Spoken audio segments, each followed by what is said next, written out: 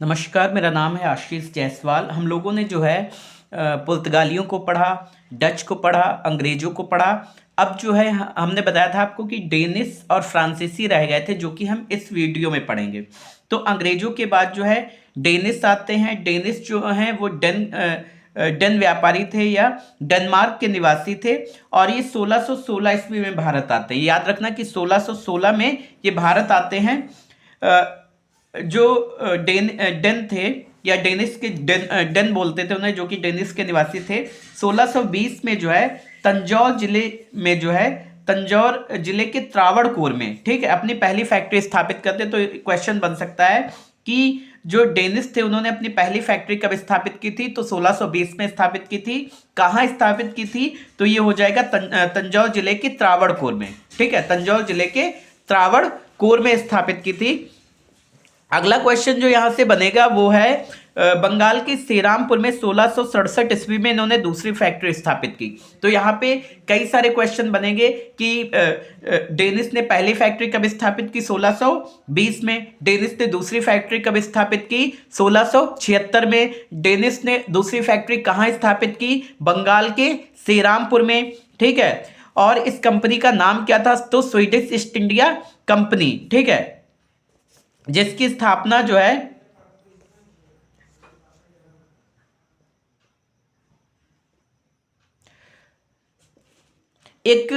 हम कह सकते हैं एक स्वीडिश ईस्ट इंडिया कंपनी की स्थापना 1731 में हुई, परंतु उन्होंने अपना व्यापार चीन के साथ स्थापित किया। 1745 ईस्वी में उन्होंने अपनी सभी फैक्ट्रियां ब्रिटिश कंपनी को बेच दी तथा वे भारत से चले गए, ठीक है। तो ये हमें याद रखना है कि एक तो ये 1616 में भारत आए हैं। अंग्रेजों के बाद डेन व्यापारी भारत आए हैं और इन्होंने अपनी पहली फैक्ट्री कहाँ स्थापित की है? त्रावणकोर, तंजौर जिले के त्रावणकोर में। और 1676 में कहाँ दूसरी फैक्ट्री स्थापित की है? श्रीरामपुर के बंगाल में, ठीक है। एक स्वीडिश ईस्ट इंडिया कंपनी की स्थापना जो है 1731 में होती है, और ये चीन के साथ अपना व्यापार करती है। और 1745 में जो है ये अपनी सारी फैक्ट्रियां जो है ब्रिटिशर्स को बेच देते हैं और यहां से चले जाते हैं। अगला टॉपिक जो हमारा है वो है फ्रांसीसी, ठीक है। तो हमें याद रखता है अगला टॉपिक जो हमारा है वो फ्रांसीसी। तो जो फ्रांसीसी जो थे वो फ्रेंच के निवासी थे और फ्रांस के निवासी थे। यहाँ पे एक आप पढ़ेंगे फ्रेंच रेवोल्यूशन, ठीक है, क्लास 9th में है। तो उस जब आप फ्रेंच रेवोल्यूशन पढ़ेंगे तो 1789 में ये रेवोल्यूशन हुआ था। उस समय लुइस 16 था। तो ये कंपनी जो है 1664 में भारत आती है। तो यहाँ के जो किंग थे वो लुइस 14 थे, ठीक है, लुइस 14 थे। और इनके एक मंत्री थे, ये वित्त मंत्री थे, इनका नाम था कोलबर्ट, ठीक है, इनका नाम क्या था? कोलबर्ट। तो ये 1764 में जो है भारत में व्यापार करने के लिए प्रथम फ्रांसीसी कंपनी जो है इसका नाम था कंपनी द एंड ओरिएंटल, ठीक है, इसकी स्थापना की गई। फ्रांसीसी पहले मेडागास्कर द्वीप पहुंचते हैं, ठीक है। तो सबसे पहले ये कहां पहुंचते हैं? मेडागास्कर द्वीप। याद रखना है कि फ्रांसीसी सबसे पहले कहां पहुंचते हैं? तो फ्रांसीसी जो है वो सबसे पहले कहां पहुंचते हैं? मेडागास्कर द्वीप पहुंचते हैं। कहां पहुंचते हैं? मेडागास्कर द्वीप पहुंचते हैं। परंतु वहां पे जो है ये अपना बिजनेस स्टैब्लिश करने में असफल हो जाते हैं, अपना बिजनेस स्टैब्लिश करने में असफल हो जाते हैं। और फ्रांस से एक दूसरा दल, ये देखिए 1664 में ये 1664 में स्थापना की जाती है। थोड़ी सी गलती हो गई, 1664 में इसकी स्थापना की जाती है, ठीक है। और एक कंपनी जो है फ्रांसीसी कंपनी जो है वो पहले मेडागास्कर द्वीप पहुंचती है, और दूसरा दल इनका जो है 1667 में जो है चलता है। और इसको जो लीड कर रहे थे वो फ्रैंको कैरो थे। कौन थे? Franco Caro. तो यहाँ पे दो ग्रुप थे, एक 1664 में चलता है जो कि हम कह सकते हैं मेडागास्कर द्वीप में पहुंचता है, और एक 1667 में चलता है जिसको लीड कर रहे थे फ्रैंको कैरो लीड कर रहे थे। और भारत में फ्रांसीसियों की पहली फैक्ट्री जो है फ्रैंको कैरो द्वारा जो है सन 1668 में सूरत में स्थापित की जाती है। तो ये भारत कब पहुंचते हैं? 1668 में। पहली फैक्ट्री कौन स्थापित करता है? Franco Caro. कहाँ स्थापित करते हैं? ठीक है, भारत में और कहां पे? सूरत में। ठीक है, तो ये याद रखना है कि सूरत में पहली फैक्ट्री जो है फ्रैंको कैरो के द्वारा स्थापित की जाती है, जो कि एक फ्रांसीसी था। 1667 में ये चलते हैं और 1668 में यहां आकर एक फैक्ट्री स्थापित करते हैं। 1672 में फ्रांसीसियों ने जो है मद्रास के निकट सेंट टोमे, याद रखिए सेंट टोमे को जीत लेते हैं और अगले वर्ष उनका नौसेना अध्यक्ष, जिनका नाम है दी ला हे, गोलकुंडा के सुल्तान और डचों की सम्मिलित सेना द्वारा पराजित हो जाते हैं। डचों को सेंट टोमे देने के लिए बाध्य हो जाते हैं। तो याद रखिए 1772 में जो फ्रांसीसी हैं सेंट टोमे को जीत लेते हैं, लेकिन इनका जो नौसेना अध्यक्ष होता है जिसका नाम होता है दी लाहे, क्या नाम होता है? दी लाहे, ये गोलकुंडा के सुल्तान और डच से हार जाते हैं और इनको जो है सेंट टोमे वापस करना पड़ता है। ठीक है, तो इनको सेंट टोमे जो है वो वापस करना पड़ता है। उसके बाद 1673 में जो है कंपनी के निदेशक जो है, डायरेक्टर जो है फ्रैंको मार्टिन और वेलांग द लेस्पिने, याद रखिए दोनों नेम, फ्रैंको मार्टिन, वेलांग द लेस्पिने, फ्रैंको मार्टिन, वेलांग द लेस्पिने, फ्रैंको मार्टिन, वेलांग द लेस्पिने और सेंट टोमे, ये एक जगह का नाम है, ये भी याद रखिए। नौसेना के अध्यक्ष कौन थे? दी ला हे। ठीक है, इसके बाद भारत में पहली फ्रांसीसी फैक्ट्री किसने स्थापित की? फ्रैंक कैरो ने। किसने स्थापित की? फ्रैंक कैरो ने। ये सारी चीजें याद रखनी है। ठीक है, तो 1773 में जो है कंपनी के निदेशक फ्रैंको मार्टिन और वेलांग द लेस्पियन, ये जो है गैर पेशेवर सैनिक थे जो एडमिरल दी ला हे के साथ आया था। ये जो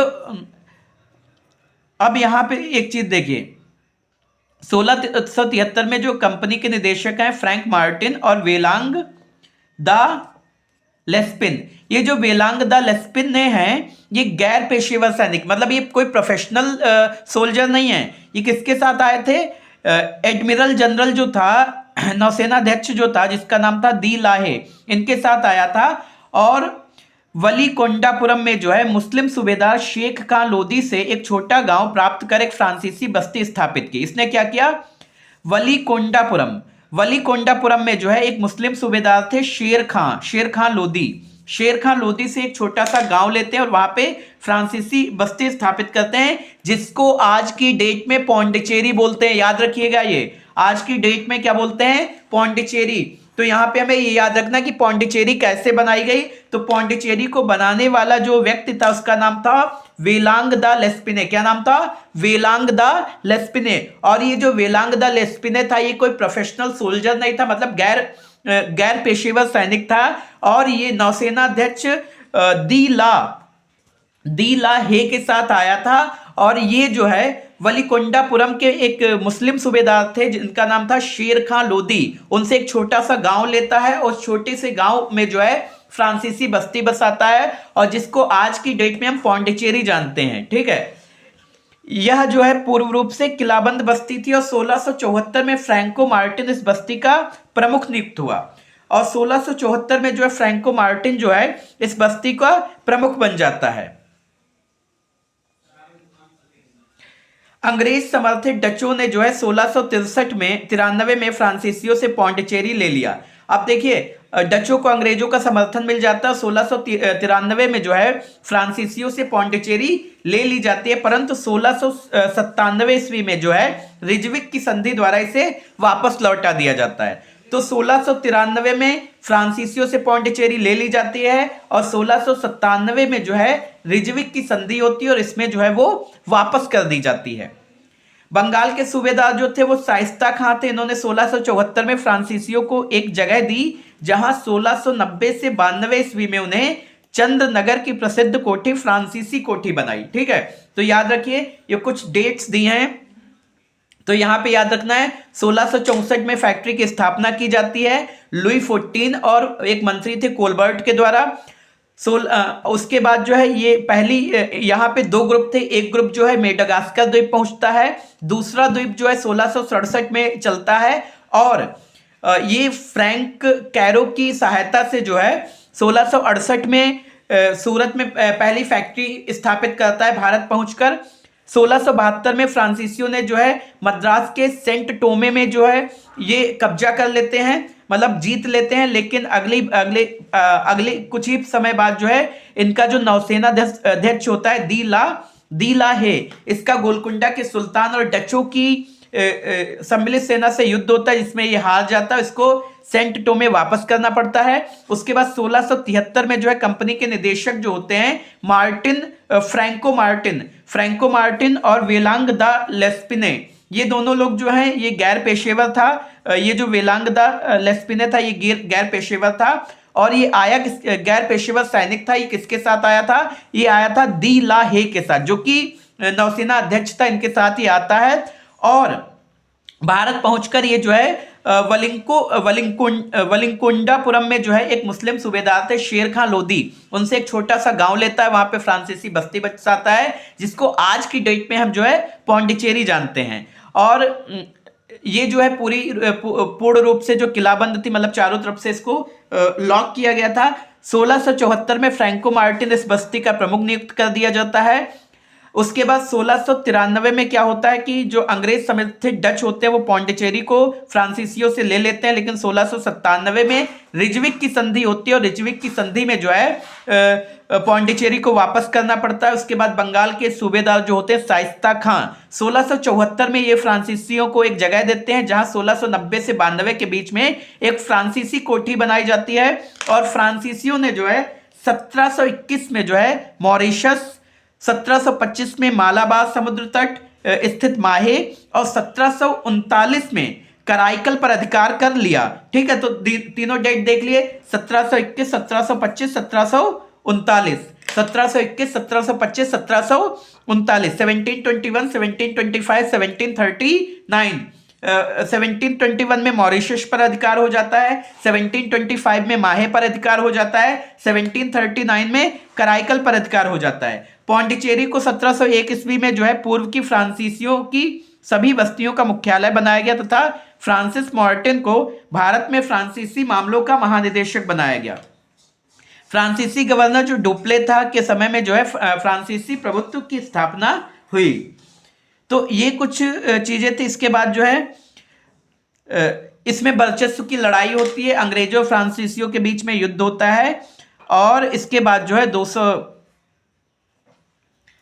200 वर्षों तक लगभग भारत में शासन रहता है, और उसके बाद ये वापस चले जाते हैं।